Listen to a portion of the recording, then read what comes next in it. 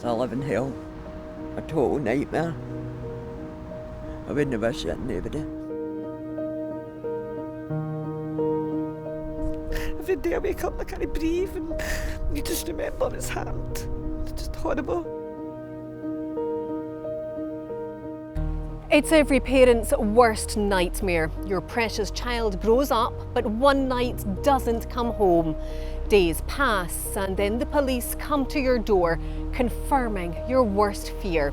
Not only has your child been taken from you in the most cruel way, you have no answers as to how or why they died.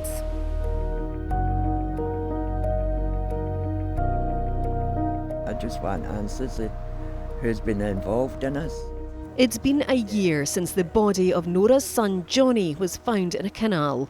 The trainee chef had gone from his home in the Milton area of Glasgow into the city centre the previous week to ask about his wages. But the 28-year-old, who had mild learning difficulties, didn't come home. He was in my mind all day and I made his dinner before I went to my brother's and I says, oh John, he loved his grub. I says, he'll probably eat this now when he comes in. And I looked in the kitchen and I seen his meal was still lying there. And that's when I got worried because I know my boy would have been home looking for his food. And that's when I had to report him missing to the police.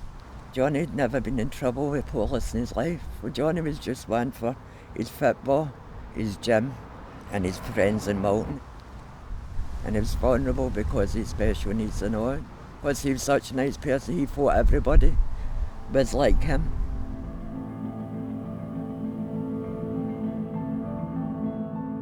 Police have got Johnny in CCTV down the town making his way home, which streets and that he went to go to the underpass out Cowcaddens. I think he's been in an altercation down there. He had head and body injuries before he ended up in the canal. Because I actually had Johnny's blood on the canal path and on the fence. And I have nightmares all that to put my son lying in that canal for a week. I wanted to jump in with my boy. Norah had to wait 3 months for Johnny's body to be released for his funeral. Last week, along with her family, she marked the anniversary of his death by returning to the canal where his body was found. It's the first time Norah had been there since laying her son to rest. How have you managed to cope? A day at a time, that's all I can do. With the mental torture, because I've not got any answers. Think about my boy constant. Police Scotland have told us that a team of officers is continuing to work on Johnny's case and they're in close contact with his family. Norah has endured a year of not knowing what exactly happened to Johnny. Despite police appeals, it's still not clear how he died. His death certificate simply has a blank space. Do you believe Maryhill police are doing all they can? I've got trust, I've got hope. If I never had that trust in the police, I'd have nothing. I know there's people out there that know what happened and people talk. I've just pleading them as a mother. Please help me. Please help me. Get justice for my son. He's just making his way home. He's my... Every life is important. Please come forward. Help me. Give me a wee bit of closure. Just 2 days after Norah was told of Johnny's death, another mother across the city reported her son missing. It was just, I didn't feel any compassion. I felt a victim. I didn't feel any... I wasn't sorry for me or anything. I was sorry for this. Unlike Norah, Stephanie Bonner didn't feel supported by the police and has formally complained about their alleged failings in the handling of the case. She believes the investigation would have been handled differently if she lived in a more affluent area. It's just hard. And I thought I was going to get help from the police and it just felt as if they were laughing at me all the time. They weren't listening to me. I said, he's a good boy. He doesn't take any drugs. He doesn't do anything like that. I said, I think they thought he was going to be a wee drug taker or something, the way they were going on it. So you weren't offered a family liaison officer? No, nothing, not a bit of help at all. No. Because I just had a wee baby and it was so hard for me. As well, then my son was missing and I said, he's not do something, please, going to help me. thought they were going to put a wee van, how they do that for people, and they put a wee van at the site and say, has anybody seen any information? I was waiting for all that and absolutely nothing was happening that way. I was shocked. I said, he's only 19, can you please do something for him? Please do something to help us. Shows you care a bit, please. Shows you compassion. Shows you something. He's only 19, do you know, 19. And he's not a bad boy. A week after the 19-year-old disappeared, police found items of his clothing in Marshland in Glasgow's East End.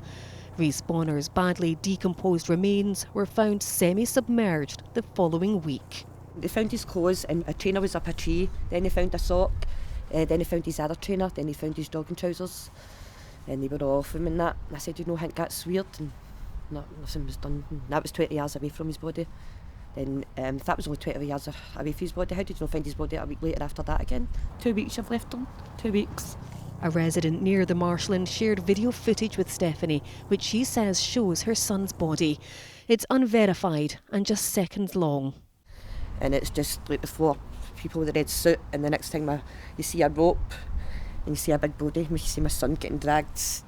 That's the first, every time I go to my bed, that's what I see at night. That's my son, my wee child. It's just devastating.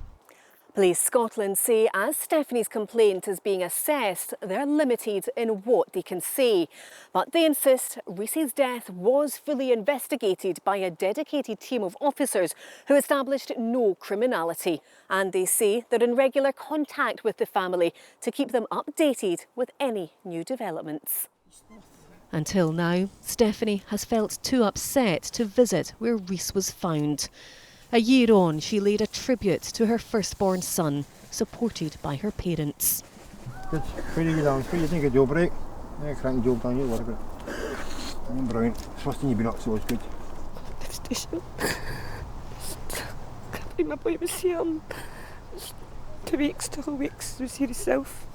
And all the hussies and that, how they'd seen any dog walkers. I don't know how I could have got my boy back sooner. It's not understand how they'd seen anything at all. I was lying here all that time. Stephanie believes Rhys was last seen in the company of an older woman before he disappeared. The devastated mum is desperate for information. Just please come forward, just tell me anything at all. It doesn't matter if it's just a wee thing, were you there, you know something that happened but you weren't involved in it, or did you actually spoke to you about it, was anybody else there? Why? It's a no, I'm telling the state it was found in, it's just a no knowing, and I'm never going to know, I don't think. I can't live with that. It was emotional. I spoke to a lot of people in different men about Norah's closest in it. We stuck together at the same time and things and that. Amid their shared tragedy, Norah and Stephanie have become bonded by grief and the pain of not knowing why their sons didn't come home. You just need answers. I just need answers. I just want to, I'm tired now. I'm tired of it. I just want to stop all this and have answers now and get on with my life and try and do something with the kids be releasing his ashes, because I've got his ashes now and I'm never going to do it and say I've got answers. It's every day, no. I'm waking up and I look at Johnny's photo every day and I say maybe the day's the day we're going to get justice, Johnny. Every day I say it. Maybe the day I'm going to get the phone call saying they've arrested somebody. It just doesn't come, but I'll keep praying.